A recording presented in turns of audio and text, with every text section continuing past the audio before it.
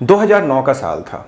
Global recession खत्म होने वाला था और ग्लोबल रिसेशन के खत्म होते ही अमेज़ॉन फिर से प्रॉफिटेबल बन गई थी। अमेज़ॉन के शेयर की कीमत अगले 2 सालों में 236% बढ़ गई थी। अमेज़ॉन इतनी बड़ी हो गई थी, इतनी ज़्यादा इसकी इज्जत बढ़ गई थी कि इसे गूगल और एप्पल जैसी कंपनियों के बराबर माना जा रहा था। लेकिन धूप के साथ छाँव भी थी, तारीफ के साथ आलोचना भी थी। अमेज़ॉन जैसे जैसे बड़ी होती जा रही थी, उस पर तरह तरह के इल्ज़ाम लगाए जा रहे थे। पहला इल्ज़ाम ये था कि अमेज़ॉन स्टेट्स को सेल्स टैक्स नहीं देती है। दूसरा इल्ज़ाम ये था कि अमेज़ॉन खुद किताबें छापती है और अपने बुक सप्लायर्स के साथ कंपटीशन करती है। तीसरा इल्ज़ाम ये था कि अमेज़ॉन दूसरी कंपनियों को हथियाने के लिए, उन पर कब्जा जमाने के लिए, उनको खरीदने के लिए तरह तरह के हथकंडे अपनाती है, जिन हथकंडों को नैतिक नहीं कहा जा सकता है। अमेज़ॉन के फाउंडर जेफ बेजो से जब इन इल्ज़ामों का जवाब मांगा गया तो जेफ बेजो का एक ही जवाब था। जेफ बेजो ने कहा कि अमेज़ॉन एक मर्सिनरी कंपनी नहीं है, अमेज़ॉन एक मिशनरी कंपनी है और इसी कारण से ये इतनी सफल है। अब सवाल उठता है कि ये मर्सिनरी और मिशनरी कंपनियां होती क्या हैं और इस मर्सिनरी और मिशनरी में अमेज़ॉन की सफलता का कौन सा राज छुपा है और सफलता के इस राज को हम अपने जीवन में कैसे इस्तेमाल कर सकते हैं ताकि हम भी अपनी सफलता को बढ़ा सकें। ये हम जानेंगे आज के एपिसोड में। पेश है ग्रेटामिन्स का आज का डोज। ग्रेटामिन्स का मतलब विटामिन्स फॉर ग्रेटनेस।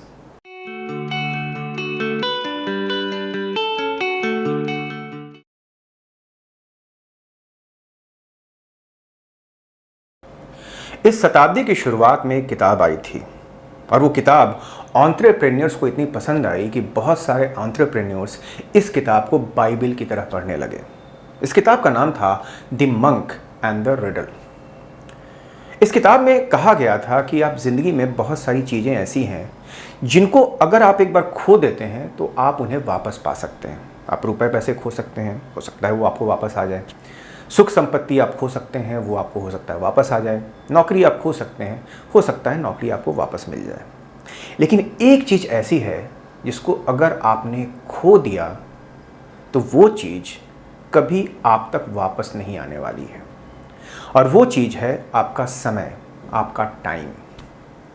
और अगर आप अपना समय किसी ऐसे काम को करने में लगाते हैं जिस काम को करने की आपके दिल से इच्छा ना हो और वो काम सिर्फ इसलिए कर रहे हैं क्योंकि उससे आपको पैसे आते हैं, तो वो समय आपको कभी भी सुख नहीं देगा, संतुष्टि नहीं देगा। इसलिए किताब के लेखकों का कहना है कि आपको अपना समय किसी ऐसे काम में लगाना चाहिए जिस काम को करने की आपकी दिल से इच्छा हो, तभी आपको अपने समय से संतुष्टि मिलेगी और बहुत ज़्यादा आंतरिक सुख मिलेगा। किताब में बताया गया है कि दुनिया में 2 तरह के बिजनेसमैन होते हैं। एक होते हैं मर्सिनरी और दूसरे होते हैं मिशनरी। मर्सिनरी का अर्थ ये होता है कोई इंसान जो सिर्फ पैसे के लिए काम करे। उसे इस बात से मतलब नहीं है कि वो काम कैसा है, उस काम से दूसरों को फ़ायदा हो रहा है या नहीं, उस काम से उसे खुशी मिल रही है या नहीं। वो बड़ा ही सिंपल होता है कि भैया मैंने ये काम किया और मुझे पैसे मिल गए, बात ख़त्म, मुझे और किन्हीं चीज़ों में जाना ही नहीं है। मिशनरी टाइप के लोग थोड़े डिफरेंट होते हैं। मिशनरी का मतलब होता है धर्म प्रचारक। आपने धर्म प्रचारकों को देखा होगा। ये धर्म प्रचारक अपने धर्म में और अपने धार्मिक संदेश में बहुत ज़्यादा विश्वास करते हैं।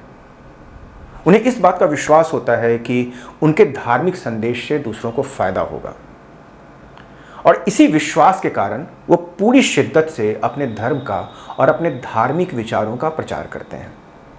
तो मिशनरी टाइप के जो बिजनेसमैन होते हैं या जो काम करने वाले होते हैं, उनको अपने काम पर, अपने आइडिया पर बहुत विश्वास होता है। वो अंदर से इस बात को फील करते हैं कि उनके काम से, उनके प्रोडक्ट से, उनकी सर्विस से, उनके आइडिया से दुनिया को लाभ होगा और दुनिया एक बेहतर जगह बनेगी। ऐसा नहीं है कि मिशनरी टाइप के लोगों को पैसों की चाह नहीं होती है। पैसों की चाह उन्हें होती है, काम कर रहे हैं, पैसों की चाह तो होगी। आप काम करेंगे तो परिणाम तो चाहेंगे ही आप, लेकिन वो डायरेक्ट पैसे के पीछे नहीं भागते हैं। वो कोई ऐसी चीज़ क्रिएट करना चाहते हैं, कोई ऐसा प्रोडक्ट बनाना चाहते हैं, ऐसी सर्विस बनाना चाहते हैं जिससे लोगों की ज़िंदगियों में वैल्यू जुड़े, लोगों की ज़िंदगी बेहतर हो और उस प्रोडक्ट की सफलता से फिर उनको पैसे आए। तो वो लॉन्ग रन का गेम खेलते हैं। वो क्विक बेनिफिट्स नहीं चाहते हैं, वो क्विक रिटर्न्स नहीं चाहते हैं, वो लंबे समय के लिए प्रतीक्षा करने के लिए तैयार रहते हैं, उनमें धीरज होता है। अगर आप आम लोगों से पूछें कि भाई मर्सिनरी इंसान ज़्यादा पैसे कमाएगा या मिशनरी आदमी ज़्यादा पैसे कमाएगा, तो हो सकता है अधिकतर लोगों का जवाब ये हो कि मर्सिनरी इंसान ज़्यादा पैसे कमाएगा, क्योंकि मर्सिनरी इंसान का फोकस पूरी तरह से पैसे पर है। और उनका जवाब गलत भी नहीं है।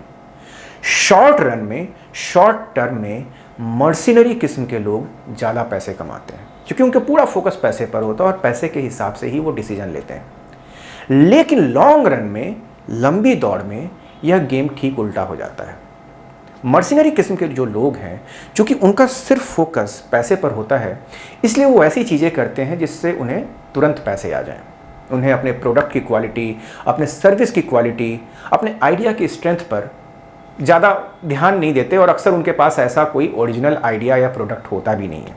वो तो हर उस काम को करने को तैयार रहते हैं जिस काम से उन्हें पैसे मिल जाए। लेकिन जो मिशनरी किस्म का इंसान है, उसका पूरा फोकस इस बात पर रहता है कि उसका प्रोडक्ट बहुत अच्छा हो, उसकी सर्विस बहुत अच्छी हो और उसके जो कस्टमर्स हैं उनको पूरी संतुष्टि मिले, उनकी ज़िंदगी मिशनरी टाइप के लोगों के प्रोडक्ट को यूज़ करने से अच्छी हो।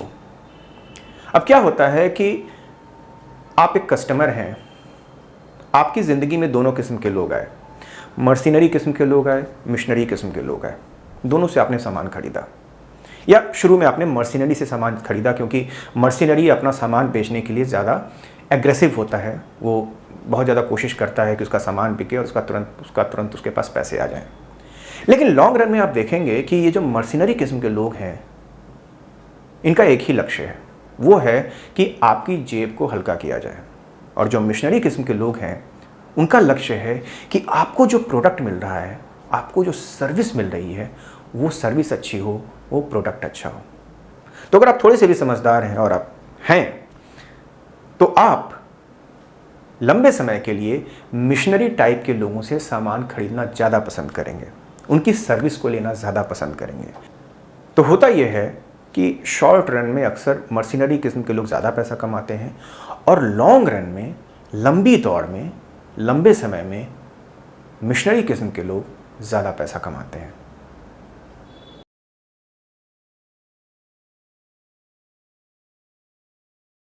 जेफ बेजो ने जब अमेज़ॉन कंपनी शुरू की तो एक चीज़ के मामले में वो बिल्कुल क्लियर थे।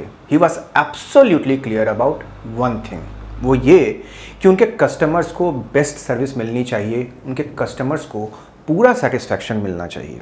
कस्टमर को कहीं भी ये नहीं लगना चाहिए कि अमेज़ॉन ने उनके साथ कुछ गलत किया है।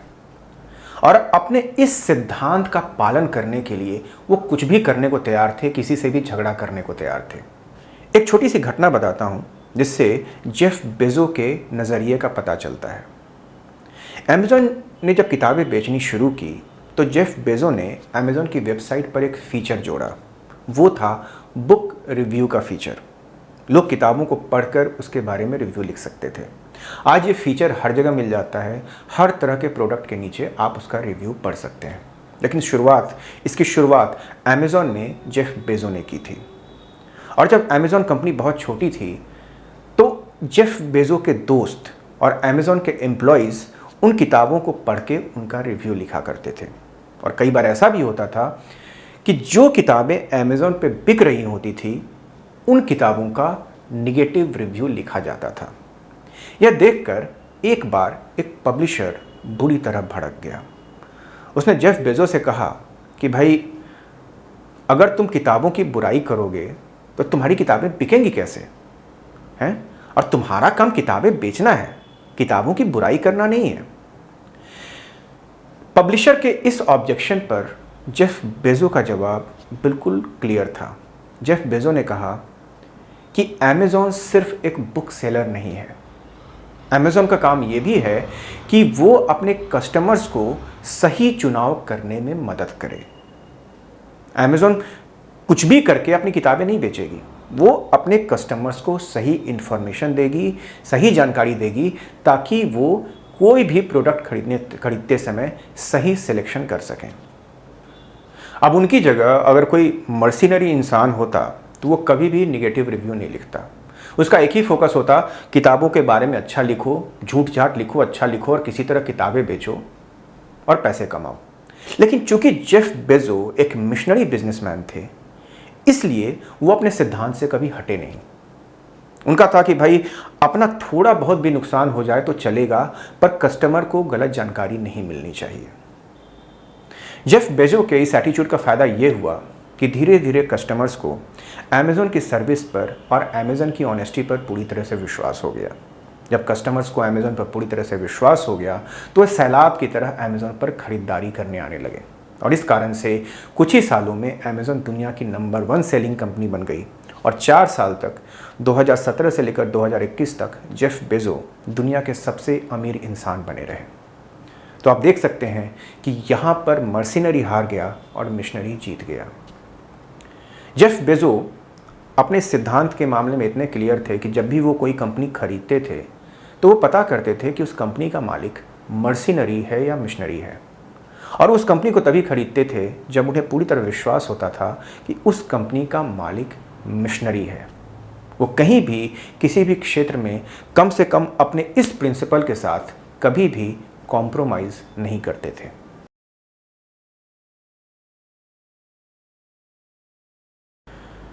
जेफ बेजो एकमात्र इंसान नहीं थे जिन्होंने इस सिद्धांत का पालन किया। इस सिद्धांत का हजारों लोग पालन करते हैं और वो अपने काम में काफ़ी सफल हुए हैं। ऐसे नामों में एक नाम याद आता है जो बहुत ही मशहूर था, और वो है स्टीव जॉब्स। स्टीव जॉब्स ने जब एप्पल कंपनी शुरू की तो उनका एक ही लक्ष्य था, वो ये कि दुनिया को सबसे बेहतर प्रोडक्ट्स देना। कंपनी की शुरुआत में जब वो मैकिनटॉश डिज़ाइन कर रहे थे तो उन्होंने अपनी इंजीनियर्स की टीम को बुलाया और उस टीम से कहा, तुम रुपए पैसे की चिंता मत करो, तुम प्रॉफिट की चिंता मत करो, तुम बस एक बात की चिंता करो, वो ये कि तुम्हें दुनिया का सबसे बेहतरीन कंप्यूटर बनाना है।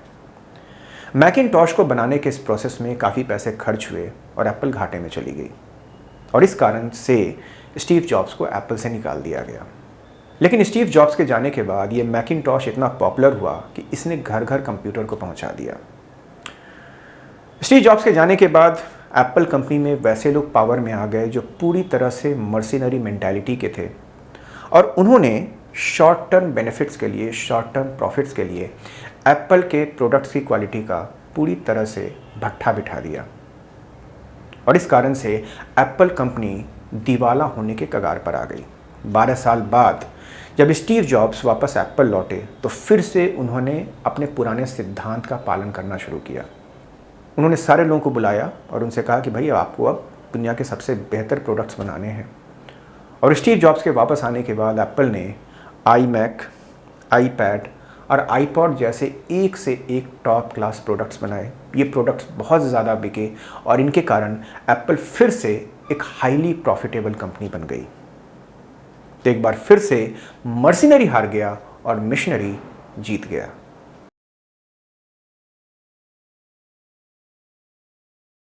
एक बड़ी प्रसिद्ध किताब है जिसका नाम है स्टार्ट विथ वाई। इस किताब के राइटर साइमन सिनेक कहते हैं कि जब भी हम कोई काम करना शुरू करते हैं तो हमें अपने आप से पूछना चाहिए कि वो काम हम क्यों कर रहे हैं। इसीलिए इस किताब का नाम है स्टार्ट विथ वाई। हमें अपने आप से पूछना चाहिए कि हम ये काम सिर्फ पैसे कमाने के लिए कर रहे हैं, या फिर ये काम इसलिए कर रहे हैं क्योंकि हमारा मोटिव कुछ बड़ा है, कुछ ग्रैंड है, हम कुछ दुनिया को देना चाहते हैं, उस काम में हमारी वास्तव में दिलचस्पी है। साइमन सिनेक एक एग्जाम्पल देते हैं अपने पॉइंट ऑफ व्यू को समझाने के लिए। जब राइट ब्रदर्स हवाई जहाज का आविष्कार करने में, एरोप्लेन के इन्वेंशन में लगे थे, तो वो अकेले ऐसे इंसान नहीं थे जो ये काम कर रहे थे। एक और इंसान था जिसका नाम था सैमुअल लैंगली। वो भी एयरप्लेन के इन्वेंशन में पूरी तरह से लगा हुआ था। और सैमुअल लैंगली के पास ढेर सारे पैसे थे, गवर्नमेंट का ग्रांट था, उसके पास बहुत ही ज़्यादा रिसोर्सेज थे, उसके पास पावरफुल फ्रेंड्स थे, उसके पास बहुत अच्छे अच्छे बिजनेस कॉन्टैक्ट्स थे। राइट ब्रदर्स के पास सिर्फ और सिर्फ साइकिल की एक दुकान थी। सैमुअल लैंगली एयरप्लेन का इन्वेंशन नहीं कर पाया। इसके पीछे कारण यह था कि उसकी एयरप्लेन के इन्वेंशन में खास रुचि नहीं थी। उसकी रुचि इस बात में थी कि जब मैं हवाई जहाज़ का आविष्कार करूंगा तो मुझे पैसे मिलेंगे, मुझे शोहरत मिलेगी, चारों ओर मेरा नाम सुन के लोग तालियां बजाएंगे। जब उसे ये चीज़ें नहीं मिली, थोड़ी कोशिशों के बावजूद जब उसे पैसा नहीं मिला, शोहरत नहीं मिली, तो उसकी हिम्मत टूट गई, उसका इंटरेस्ट भी खत्म हो गया। लेकिन राइट ब्रदर्स का मामला बिल्कुल अलग था। राइट ब्रदर्स एरोप्लेन के इन्वेंशन में इसलिए लगे थे क्योंकि वो दिल से ये मानते थे कि इंसान के पास एक ऐसी मशीन होनी चाहिए जो उसे चिड़िया की तरह उड़ने में मदद करे। इसलिए राइट ब्रदर्स को भी बहुत सारी असफलताओं का मुंह देखना पड़ा, बहुत नुकसान हुआ उनका, पैसे का, रिसोर्सेज का, टाइम का। फिर भी वो लगे रहे और अंत में उन्होंने हवाई जहाज़ का आविष्कार कर लिया। तो एक इंसान था जिसका मोटिव था पैसा, शोहरत, मर्सिनरी था, वो हार गया। दूसरा इंसान था जिसका मोटिव था दुनिया को एक बहुत अच्छा प्रोडक्ट देना, एक ऐसी चीज़ देना जिससे दुनिया बेहतर बने, और वो इंसान, वो मिशनरी इंसान फिर से जीत गया।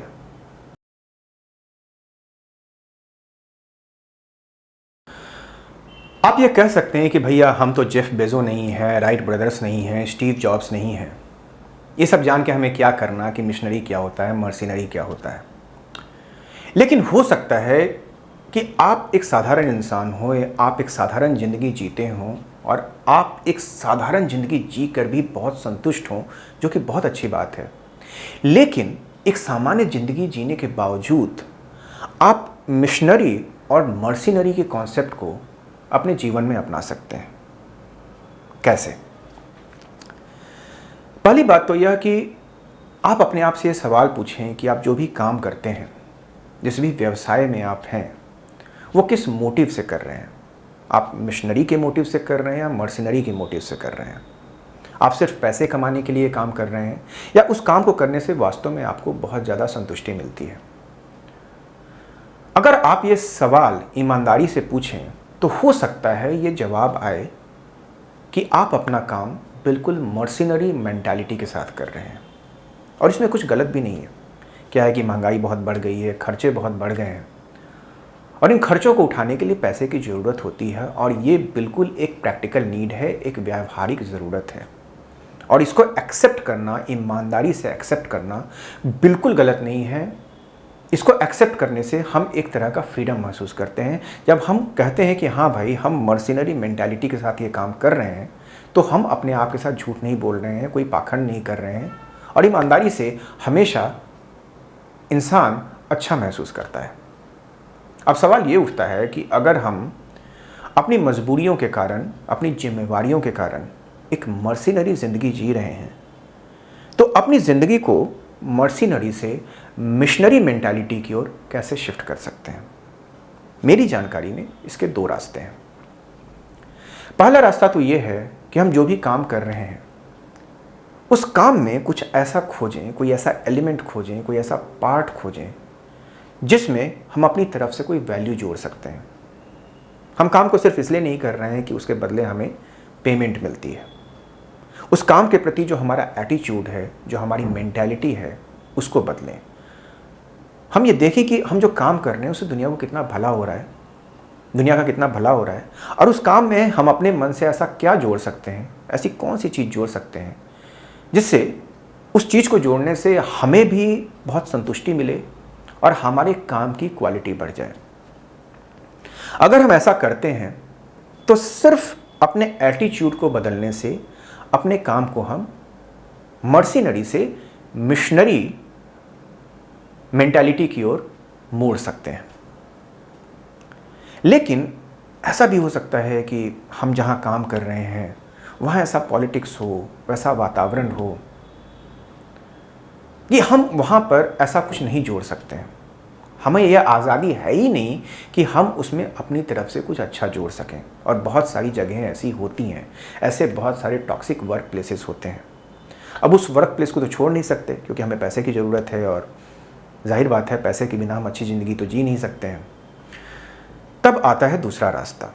दूसरा रास्ता ये है कि हम अपनी ज़िंदगी में कोई ऐसा काम ढूंढें जिस काम को करने में हमें दिल से तसल्ली मिलती है, और उस काम से हमें पैसे की कोई दरकार नहीं है, क्विक रिटर्न्स या फाइनेंशियल बेनिफिट्स की हमारी उससे कोई डिमांड नहीं है। हम उस काम को सिर्फ इसलिए कर रहे हैं कि उस काम को करने में हमें बहुत खुशी मिलती है। हमें लगता है कि हम वो काम करके किसी की ज़िंदगी को बेहतर बना रहे हैं, दुनिया को एक बेहतर जगह बना रहे हैं। जब वो काम मिल जाए तो हमारी ये कोशिश रहनी चाहिए कि हम दिन में कम से कम उसे 1 घंटा ज़रूर दें। अगर 1 घंटा बहुत ज़्यादा लगता है तो कम से कम आधा घंटा ज़रूर दें। अगर आधा घंटा भी ज़्यादा लगता है तो हमारी कोशिश रहनी चाहिए कि हफ्ते में कम से कम उसे 2-3 घंटे ज़रूर दें, वीकेंड्स पर या छुट्टी के दिन। ये समय निकालना आसान काम नहीं है। इस समय निकालने के लिए, इस समय को निकालने के लिए हमें बड़ा परिश्रम करना होगा। हम जो फ़ोन पर बैठ के स्क्रॉलिंग करते रहते हैं वो हमें बंद करना होगा। सोशल मीडिया पे कौन कहाँ वेकेशन पर जा रहा है, कौन कौन सी कार खरीद रहा है, ये सब देखना हमें बंद करना होगा। और बहुत सारी ऐसी चीज़ें जिन चीज़ों से हमें कुछ मिल नहीं रहा है, पर वो चीज़ें धीरे धीरे हमारे समय को चूस रही हैं और हमें पता भी नहीं चल रहा है कि वो हमारे समय को चूस रही हैं। उन चीज़ों को हमें करना बंद करना होगा। और जब हम चीज़ों को करना बंद कर देंगे थोड़े से विल पावर से, थोड़ी सी इच्छा शक्ति से, तो हम देखेंगे कि हमारे पास उस काम को करने के लिए समय निकल रहा है जिस काम को करने के लिए हमारे मन में दिल से इच्छा है। अब इसका क्या होगा, इसका क्या परिणाम होगा? अब इसके 2 बेनिफिट्स हैं।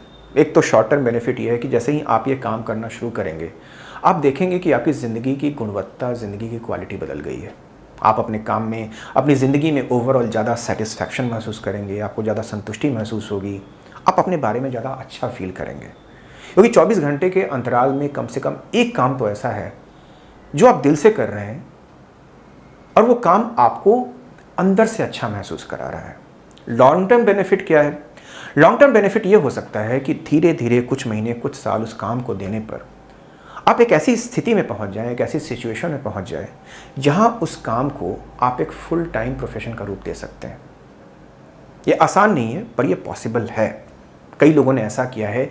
मेरी जानकारी में, मेरे फ्रेंड सर्कल में भी कई लोगों ने ऐसा किया है। लेकिन उन्होंने लंबे समय तक परसिस्टेंस दिखाया, लंबे समय तक पेशेंस दिखाया, लंबे समय तक मेहनत की। 10-10 साल तक उन्होंने मेहनत की, तब वो उस मुकाम पर पहुँचे जहाँ पर वो अपने काम को, जो पहले वो काम पूरी तरह से मर्सिनरी था, उस काम को उन्होंने मिशनरी बना दिया। तो ये 2 रास्ते हैं। जो भी रास्ता आपको सही लगता है, ट्रायल एंड एरर मेथड से इन दोनों रास्तों पर प्रयोग करें और आई एम श्योर देर न सवेर आपको अपना रास्ता दिख जाएगा। हो सकता है कोई तीसरा रास्ता दिख जाए जिससे आप अपनी ज़िंदगी को, अपने काम को मर्सिनरी से मिशनरी मेंटालिटी की ओर शिफ्ट कर सकें। It's a possibility, it's a very strong possibility. अब सवाल ये उठता है कि क्या अपने काम को मर्सिनरी से मिशनरी में शिफ्ट करना पर्याप्त है? पर्याप्त नहीं है। ये एक बहुत अच्छा कदम है, एक बहुत ज़रूरी कदम है, पर यह पर्याप्त नहीं है। अगर हम अपने काम में सफलता चाहते हैं तो हमें अपनी सोच को भी बड़ा करना होगा। राइट ब्रदर्स की सोच बहुत बड़ी थी। उन्होंने सोचा कि हम एक एरोप्लेन बनाएंगे। जेफ बेजो की सोच बहुत बड़ी थी। उन्होंने सोचा कि वो एक ऐसा ऑनलाइन स्टोर खोलेंगे जहां पर दुनिया की हर एक चीज़ मिलेगी। तो अपनी मेंटालिटी को मर्सिनरी से मिशनरी में शिफ्ट करने के साथ साथ हमें इस बात पर भी ध्यान देना होगा कि हम अपनी सोच को बड़ा करें। We should also learn how to think big. ये काम कैसे करें, इस बात को मैंने 3 कहानियों के ज़रिए से एक वीडियो में समझाया है। उस वीडियो का लिंक आपको यहाँ नीचे डिस्क्रिप्शन में मिल जाएगा। मेरी रिक्वेस्ट है कि आप उस वीडियो को ज़रूर देखें और इससे आपको बड़ा सोचने में मदद मिलेगी। आशा करता हूँ आपको आज का वीडियो पसंद आया होगा। इस वीडियो से कुछ सीखने को मिला होगा। ज़िंदगी में कैसे बेहतर फ़ैसले लें, उन फ़ैसलों को लेने में यह वीडियो आपकी मदद करेगा। अगर आपको ये वीडियो पसंद आया तो आप प्लीज़ इसे लाइक करें और हमारे चैनल को सब्सक्राइब करें। तो मिलते हैं जल्द ही ग्रेटा मीन्स के एक नए डोज के साथ। तब तक के लिए गुड बाय।